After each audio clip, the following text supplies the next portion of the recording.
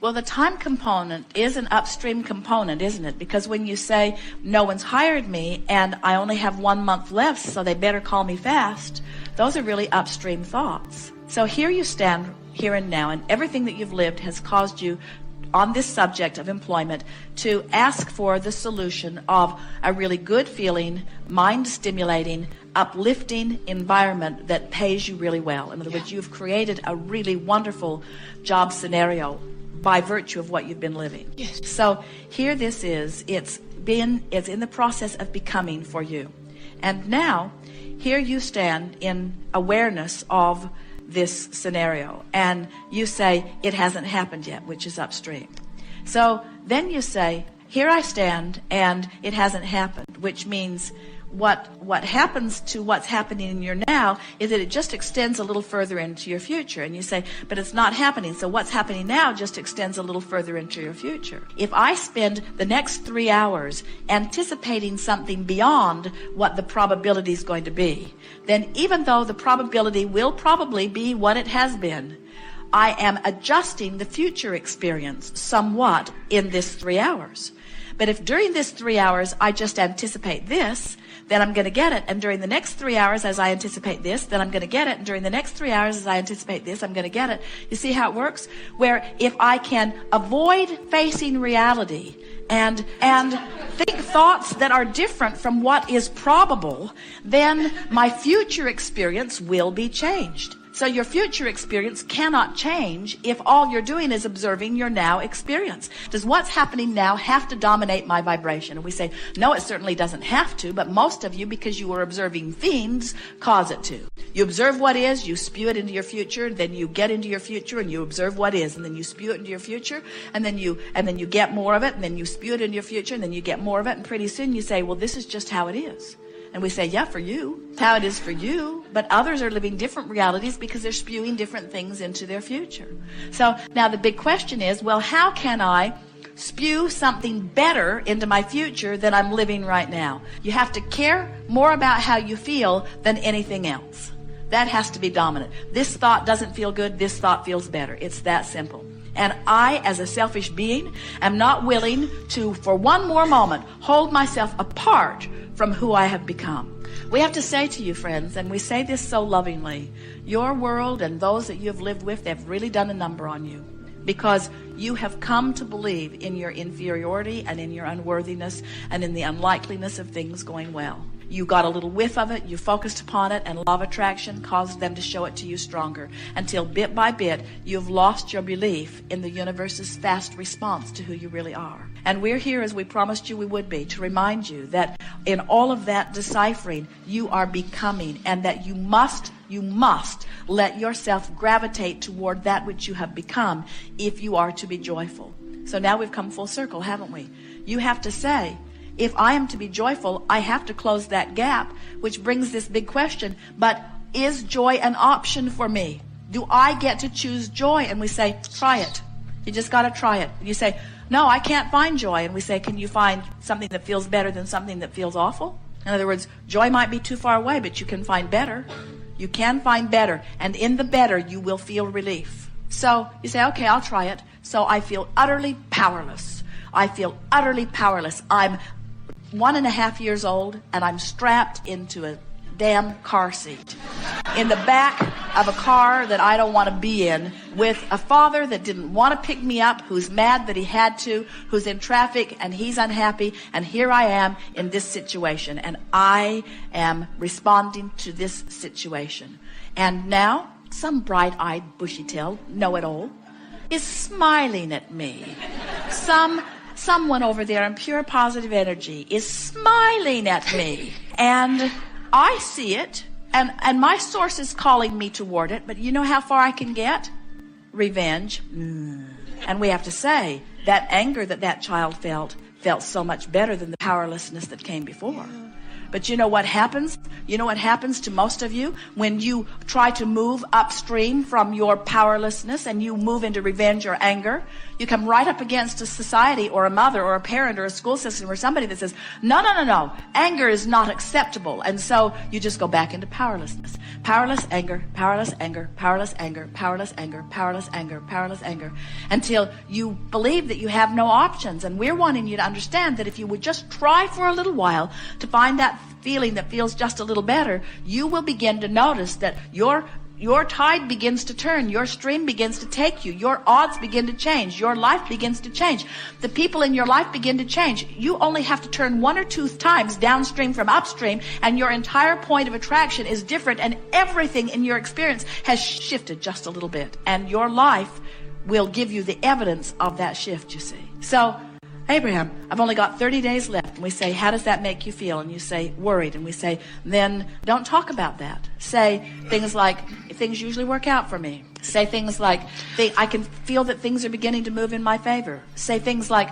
I know I'm really picky and I'm looking for something that's exactly right. And I could have settled for many things. I could have said yes to a lot of things that I haven't felt like saying yes to because my criteria of what I'm wanting is very clear. And I'm not the least bit uncomfortable about holding out for what I really want. I believe that the universe will yield to me what I really want in time. And I know that the universe knows what my time factor is. I don't have to keep saying, I've only got 30 days left, 29 days left, 28 days left, 27 days left, 26 days left. I know that the universe knows, and I can tell in my ease that I'm moving toward it, and counting these days is not giving me ease. It's doing the opposite. In other words, I've got to stop the countdown. Instead, just start expecting that things are unfolding and knowing that it's going to work out just fine. Things always work out for me one way or another, and now I understand so much more clearly everything that I've ever understood before. I get it. I get how it works. So I'm looking forward to the way it will unfold, and I know it will unfold in time. Now you just relieved, and in those kinds of thoughts, you set up rendezvous with future that you didn't have access to 5 minutes ago because you were pointed in a different direction, you see. That's how it works. Things always work for you. It is not possible for you to not get the job that the inner being part of you already has, knows where it is, knows how much it pays, knows what you got to do to get it, and is standing over there saying, come this way, come this way, come this way, come this way. And you say, 29 days, 28 days, 27 days. And your inner being says, doesn't matter, come this way. You just got to go in the direction of it. You say, oh, but that wouldn't be realistic for me to pretend that things are working out when the evidence points otherwise. And we say, you can hammer the drive shaft disconnect in for months, or you can chill until you create something different in your future experience, and then the universe delivers to you someone who says, I know exactly what the problem is, and fixes it. In other words, you got to be aligned before you can align. So before you can rendezvous with the job of your dreams, you've got to be in alignment with the source of you. Before you can rendezvous with the lover of your life, you've got to rendezvous with you. In other words, you have become that person in those relationships. But if you don't feel good, you're not at that vibration. And so clean up your vibration before you do any rendezvousing. Get yourself, because who you have become in terms of employment is already vivid in the eyes of Source. And if you will use the power of your imagination and selective sifting in memory to become in alignment with this vision or dream of that which you have become, then the universe can yield it to you so easily. Do you know, for every single thing you want, there are 20 or 30 or 40 available avenues to open right now, to lead you closer to what you want right now.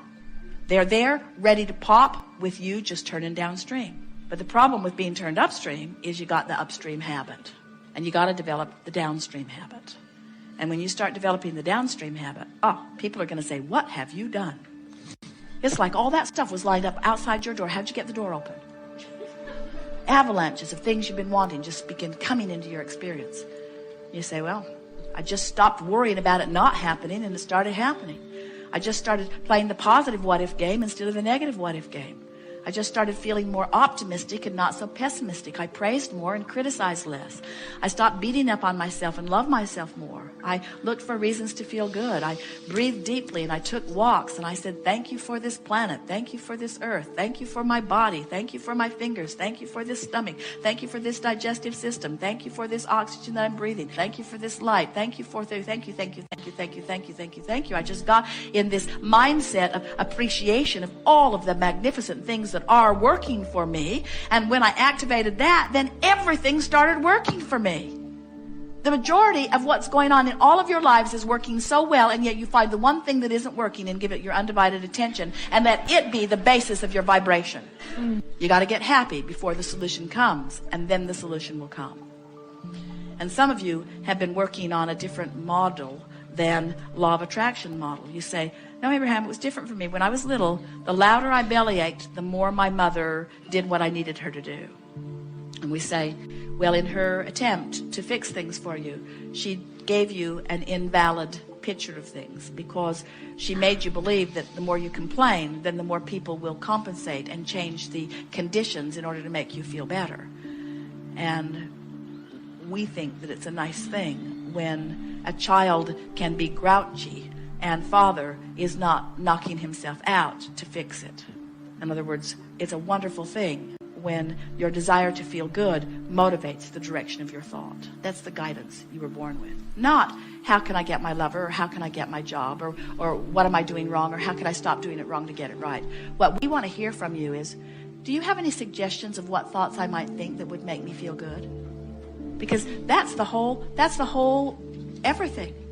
If you would ask that question, Abraham, do you know something I might think under these conditions that would make me feel better? If you will ask yourself that, how can I feel better now? How can I feel better now?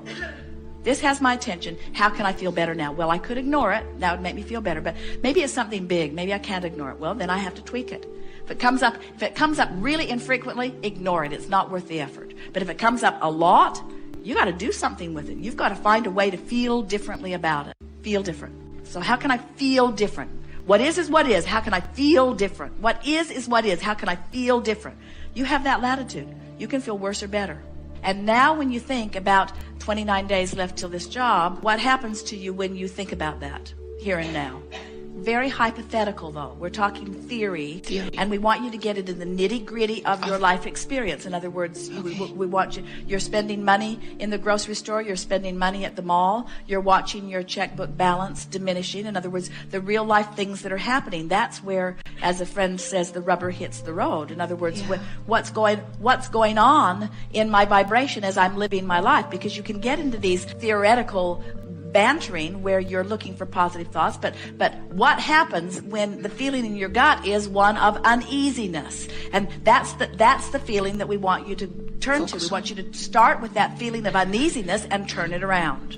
Just softening the whole attitude around all of this. I've been way too much thinking about this, and I've launched these rockets for a very long time, and I know the job is out there waiting for me, and I know that I'll know it when I see it, and I'm happy with myself that I haven't allowed myself to say yes to something that's not a match with what I'm really wanting, and I can feel that the universe is really on my side, and I've placed a sort of false sense of timing in all of this, because I truly know that the universe will deliver to me everything in perfect timing, and things are working out well for me. They always work out well for me. And I'm glad that I know what I know. And I'm glad that I'm getting a handle on the way I feel. And I'm feeling very good on most subjects most of the time. And this subject is no exception. And I'm going to pay attention to the way I'm feeling around money. And I'm going to step by step do something every time I feel myself a little red flag flare up relative to money. I'm going to stop right in that moment. I'm going to say, okay, this is it. This is what Abraham was talking about.